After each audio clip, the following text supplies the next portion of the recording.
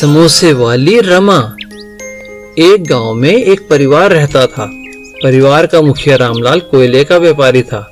रामलाल अपने बेटे मोहन और उसकी पत्नी रमा के साथ रहता था।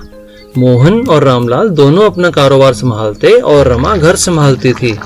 रमा बहुत अच्छा खाना बनाती थी। जो भी उसके हाथ का खाना खाता था बहुत तारीफ करता था। बेटी, तुम्हारे हाथ के खाने में तो जादू है। ये तो आपका आशीर्वाद है बाबूजी। एक बार बहुत ज्यादा बारिश होने के कारण उनका कोयले का व्यापार ठप हो गया। बेटा, हमारा सारा कोयला गीला हो गया है। अब कोयला कोई नहीं खरीदेगा। हमारा तो बहुत नुकसान हो गया। पिताजी, आप चिंता ना करें, मैं कुछ और करता हूँ।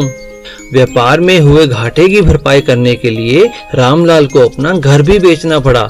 वो लोग पास के एक छोटे से घर में जाकर रहने लगे। मुझे माफ कर दो रमा बेटा, काश हम एक बड़ा सा गोदाम बना लेते जिसमें अपना कोयला रखते। बाहर पड़ा रहने के कारण सारा कोयला गीला हो गया और हमें नुकसान झेलना पड़ा। कोई बात नहीं पिताजी, सुख दुख तो कर्मों का खेल है। मोहन ने बहुत कोशिश की पर वह कोई काम नहीं कर पाया। एक दिन रमा बोली, पिताजी, आप आज्ञा दे तो मैं समोसे बेचने का व्यापार शुरू करूं। आपका आशीर्वाद बहुत जरूरी है। मुझे कोई ऐतराज नहीं है बेटा। रमा ने अपने घर के बाहर ही समोसे का व्यापार शुरू कर दिया। वो इतने स्वादिष्ट समोसे बनाती कि लोग समोसे की खुशबू से ही खींचे चले आते। वाह रमा दीदी, तुम्हारे हाथ में तो जादू है। मैं तो रोज ये समोसे खाता हूँ, फिर भी दूसरे दिन मन नहीं भरता, फिर यहाँ आ जाता हूँ। रमा का समोसों का व्यापार दिनों दिन बढ़ने लगा। अपनी मेहनत से रमा ने खूब पैसे कमाए और उन पैसों को जोड़ कर भी रखा। पिताजी, ये मेरे बचाए हुए कुछ पैसे हैं। इन पैसों से आप फिर से अपना कोयले का व्यापार शुरू कर लीजिए। वाह बेटा, तुमने तो कमाल कर दिया। आज तुमने अपनी मेहनत से हमारे घर को बर्बाद होने से बचा लिया। अब मैं खूब अच्छे से अपना काम करूंगा, पर पहले गोदाम बनाऊंगा।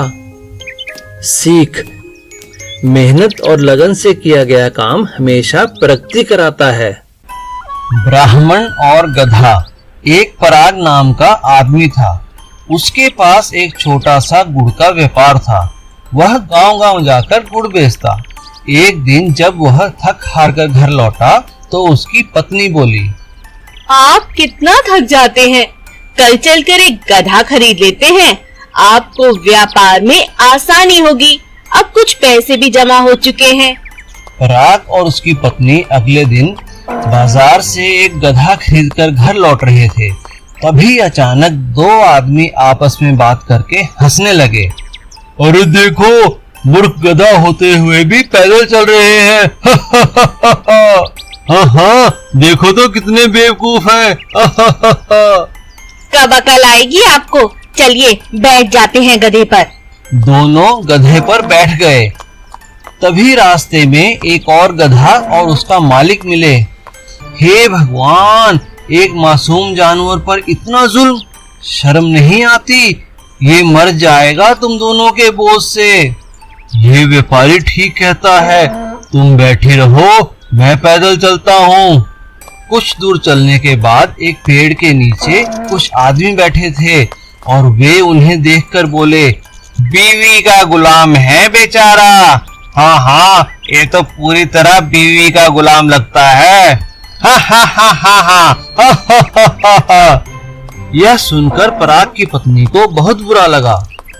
आप बैठिए, मैं पैदल चलना चाहती हूँ। आपका कोई मजाक बनाए मुझे पसंद नहीं। अब पराग गांव पहुंचा ही था कि कुछ गांव की औरतें उसे देखकर बोली, बड़ा ही अजीब आदमी है। बेचारी औरत पैदल है और ये महाराज की तरह सवारी कर रहा है। जरा भी शर्म नहीं है। हाँ बहन, तुम ठीक कहती हो। देखो ना, चल चल कर मुझे लगता है इसके पैरों में छाले पड़ गए होंगे। पराग नीचे उतरा और बेचैन हो उठा।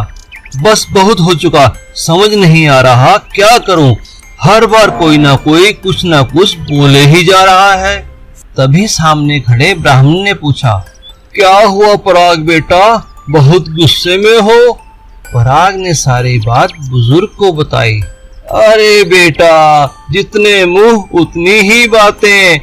इन लोगों की जितनी सुनोगे परेशान ही रहोगे। जो तुम्हें सही लगता है तुम वही करो। और पराग को ब्राह्मण की बात समझ आ गई और वो अपनी पत्नी के साथ गधा लेकर खुशी खुशी घर चला गया।